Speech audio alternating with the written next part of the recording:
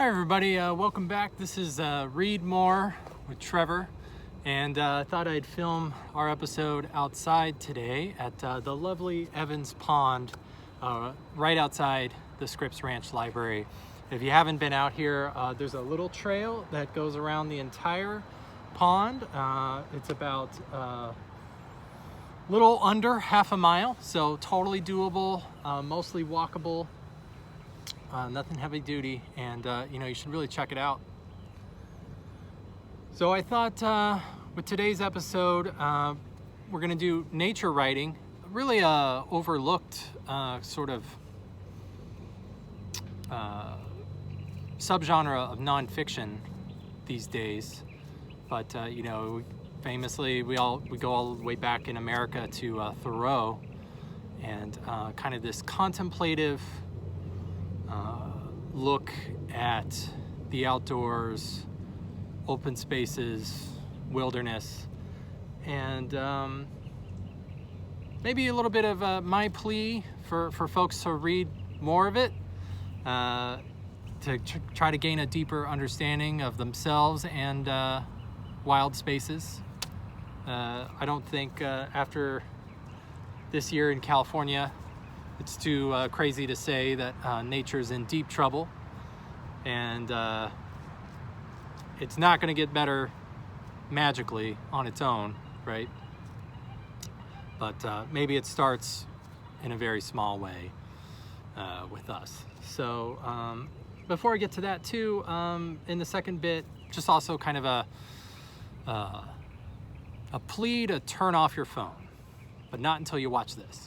My first book is Owls of the Eastern Ice. I forget where I saw this one come up, but I thought I have a bit of a soft spot for the big wild forest, the taiga of Siberia. I love reading about it, and this is a pretty readable tale of a biologist who set out his life's work to find the world's largest owl, the fish owl, Blakiston's fish owl. He starts off right after in grad school going to these Siberian, this is kind of like the area north of North Korea, not Kamchatka, south of that. And just very wild country, very eccentric Russians. If you run into humans out there, not pretty encounters. And just imagine like the most rugged Alaskan stretches of wilderness, but times 10.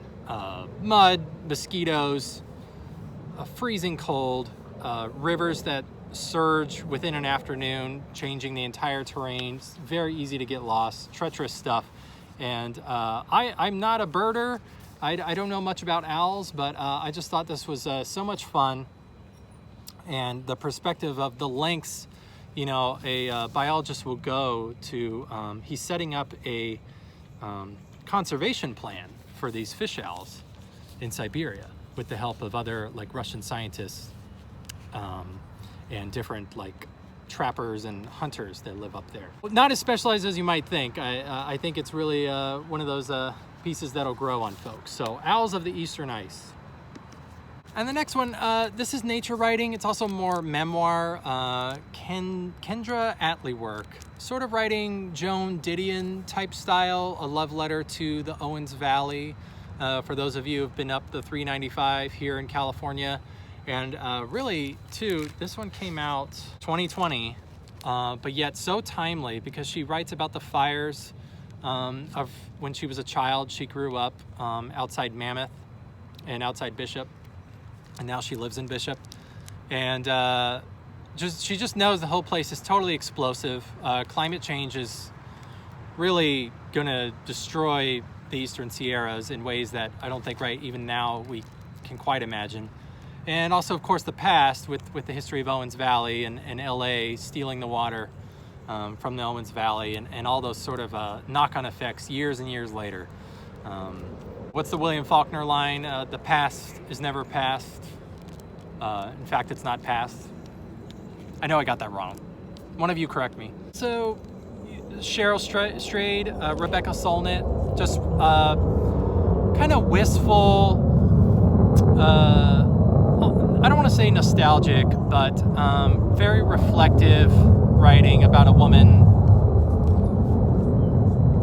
Guess we're never truly in nature, are we?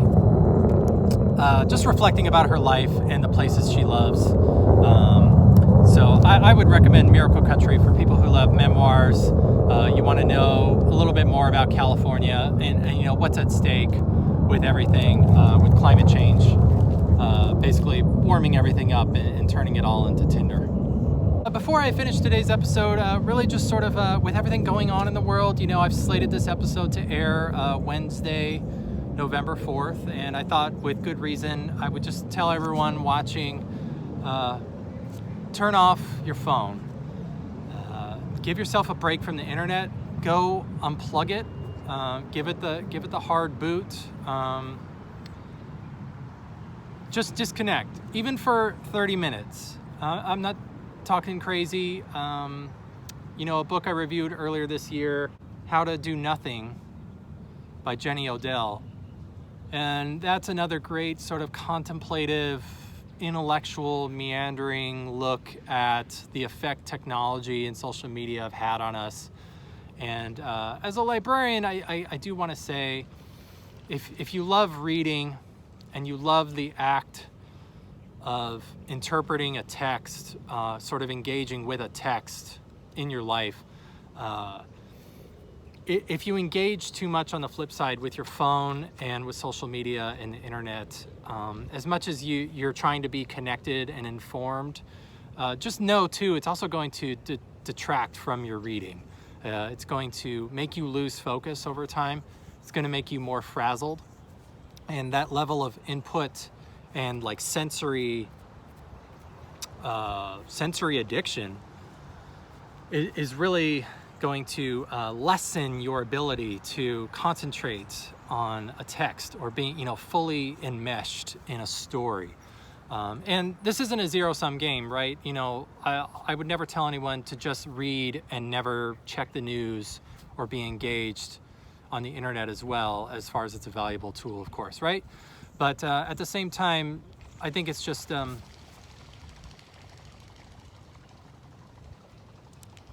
it's worth a little rant to remind people, like, there's balance, and it's okay to turn off your phone. Don't be available for a little while.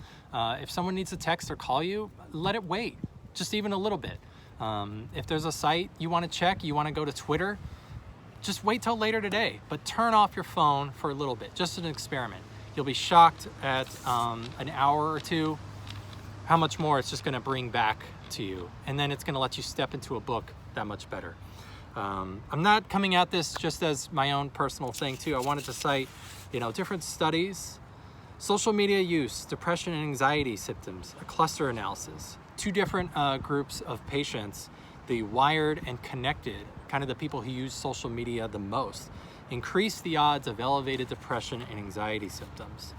And additionally, there was a study of more than 300 college students. They found heavier technology use was tied to greater risk for anxiety and depression, particularly among those using the devices as a security blanket to avoid dealing with unpleasant experiences or feelings. But conversely, you know, I think for the day after Election Day, it's like we all check the news because we all think like we're going to get the news faster, and it's thrilling to be a part of things unfolding right in real time. But I think it's okay to say, as a librarian and as a human being, that's all illusion too, right? You're not actually participating in that stuff in real time. It's still mediated for you from like a company in Silicon Valley that profits off you getting addicted to that little fix you get when you're in the know, just in that moment. And everyone's talking about, tweeting about, they're on Facebook about things that are happening right now. That's all an illusion. Some of you already know what I'm talking about. Others may disagree. That's all I got to say for today. turn off your phone, get outside. 2020, it's been a heck of a year, right? But give yourself a break. You deserve it. And in the meantime, I'm gonna go on a walk. See you guys next week. Read more.